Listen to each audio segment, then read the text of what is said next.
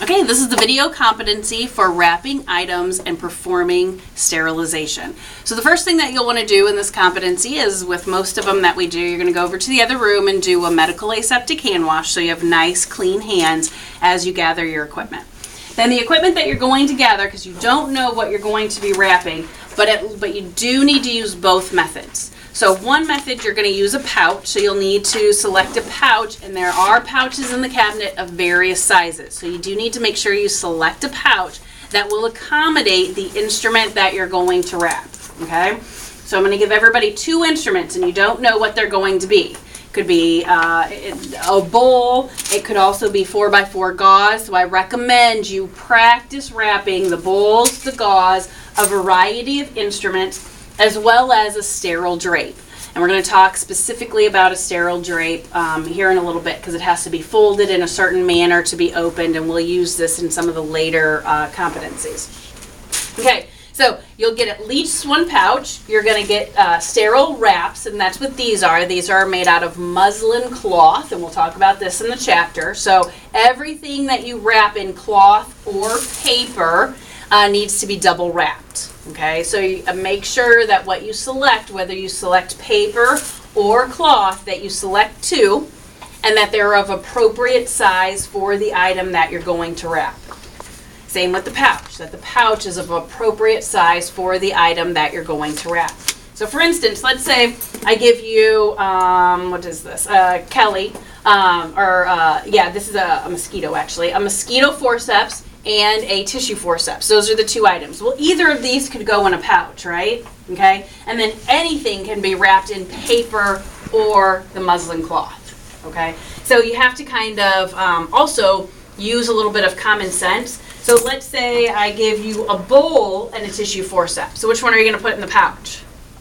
Right, because the bowl is not going to fit in there. So when you start your checkoff, you don't want to start wrapping this in cloth and then go, oh, wrap it in cloth as well, because I will fail you. I need to see both techniques. Does that make sense? Okay, so sometimes both things will fit in a pouch. Everything can be wrapped in the paper cloth. So you have to use a little bit of critical thinking as to which one am I going to put in which method. Make sense?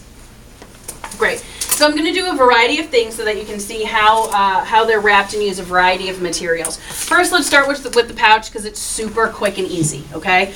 The pouch is what you're going to be using most often in the medical office. So your offices are mostly going to have pouches like this. Like I said, I have a variety of sizes. Some are a wider width.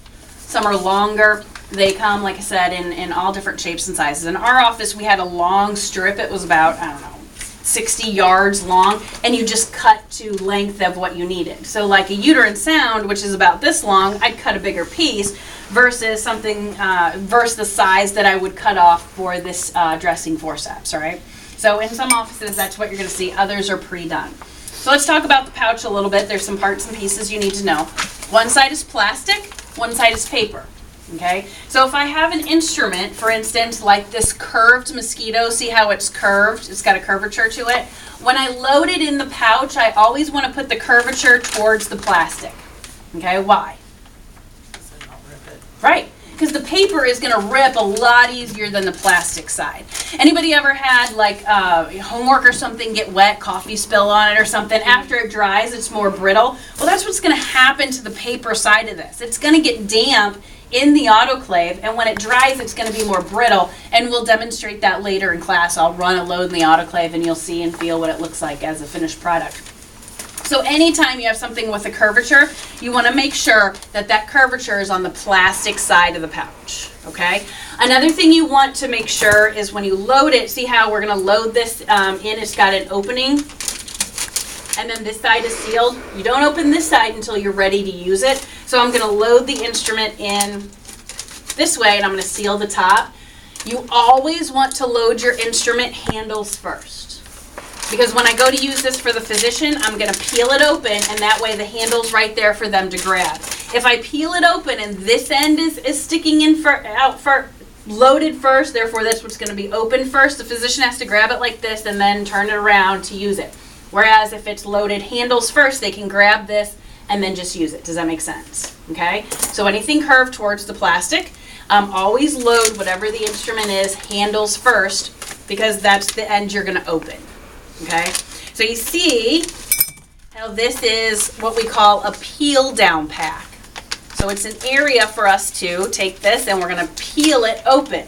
So we could be non-sterile, okay, not have sterile gloves on, and hand something to the physician by peeling this down. He could grab it with the sterile hands and go right into the procedure. Okay, so that's what the purpose of that is. All right. Another thing that this has is an area on here for sterilization date and contents. Okay, for you to write that right on there. You can write that on there in that area, or you can always do it at the area where where it's sealed. I like it where it's sealed because you have to use a permanent marker, and I always worry about fading, but it's no big deal. It's written here for that reason. Also, if you look, there's these little arrows on here, and it says when steam processed, the arrows change to dark brown. So everybody see those arrows on here that are kind of a pinkish color right now? We know that this has been processed when those are dark brown. We're going to talk about the difference between that and autoclave tape. This is autoclave tape. See how it's got like these stripes on there? Okay, so it's special tape that when this is exposed to heat, those stripes will turn black. Not when it's been exposed to steam or been sterilized. So here's the bad thing. Somebody loads one of these up, seals it with autoclave tape, puts it on top of the autoclave. It doesn't run in the autoclave, but just puts it on top and it's been exposed to heat. The autoclave tape will turn black, and so it appears to be sterilized, but it hasn't been. It was just in an area where it was exposed to heat. Does that make sense? Okay? So these will only turn once it's actually been sterilized, gone through the sterilization process. So for the pouch, we don't have to put a sterile indicator in there, which we'll talk about later. Okay, so you do want to look for those when you're pulling instruments for the provider. Let's see if there's anything else. If we put something in here that has ratchets, so everybody remembers that these little things right here on the instrument are the ratchets, right? We have ring handles, ratchets, box lock, and then other parts of the instrument. If the ratchets are closed, the item did not get sterilized. Because see how close together this is? Okay, we want it open so sterilization can occur.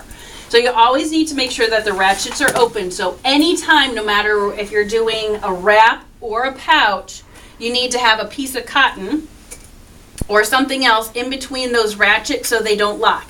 Now, you can put that cotton between the ratchets, but you're gonna have kind of a hard time keeping it there, right? Or you can put the cotton down here close to the box lock, so see how it doesn't allow those ratchets to become closed because they have to be open for sterilization. And then I could put them in here.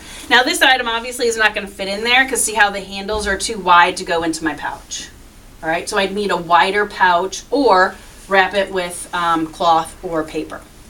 Okay, so I'm going to go ahead and wrap this bandage forceps in the pouch method. Again, what I'm going to do, it doesn't have a curvature, so it doesn't matter which side I put in, but I'm going to put it in handles first into my pouch. I'm going to tear off or pull off the adhesive, and I need to fold it right directly on that perforated edge. Okay, do you see how in this pouch there's a perforation? Okay, if I fold it a little bit crooked like this, can everybody see how that would be a little crooked? See how the perforation is down a little bit? That's going to cause a gap and sterilization may not be complete. So the hardest part of doing this pouch is folding it right on that perforation. Make sure it's completely across and nice and sealed. And for the most part, I'm pretty much done with this. The only thing I have to do yet is to label it. When you label this, remember there's 3 things that need to be labeled no matter if you're doing a wrap or a pouch. Okay? A wrap or a pouch, there's always 3 things that have to be labeled on your sterile item that you're preparing. It's date, initials, and what the item is. So I'm going to put on here today's date, which is 11/9/15, my initials, because I wrapped it, and tissue forceps, because that's what I have that's what I have wrapped in the pouch. Okay, so today's date, my initials, and what's in here, tissue forceps. When you do your competency, you have to have things spelled correctly. All right, so know how to spell bowl. Know how to spell 4x4 gauze. Okay, some people have trouble spelling gauze. Some people have trouble spelling bowl. I get bowel all the time. That they wrap bowel. okay? It's an easy mistake to make because you're nervous and you're working on this competency. So watch your spelling when you do your checkoff, okay? So those are the 3 things that have to be on there. The other important thing is you can't just use your pen, okay? It has to be a permanent marker when you do your documentation on your pouch or your wrap. If you use your pen out of your pocket, you will not pass. What happens is when it goes into the autoclave, it steam sterilizes and it gets wet and your pen can fade and then you may not be able to read it. So it's mandatory that you use a permanent marker. This will be located in the cabinet. I have lots of permanent markers in here, and I also have sterile indicators, which we'll talk about in a second. And that's where you're going to obtain those pieces that you need for this checkoff, okay? All right, so my pouch is ready to go. And again, like I said, those are pretty straightforward, not a big deal. I'm going to wrap a variety of other things, like I said, just to kind of show you the process of wrapping something in paper. These are paper squares, and you're welcome to use them. If you use paper, then your inner and outer wrap should both be paper. If you use cloth, both inner and outer wrap should be cloth, okay? So you want to make sure that you're consistent. So I'm going to have to stop.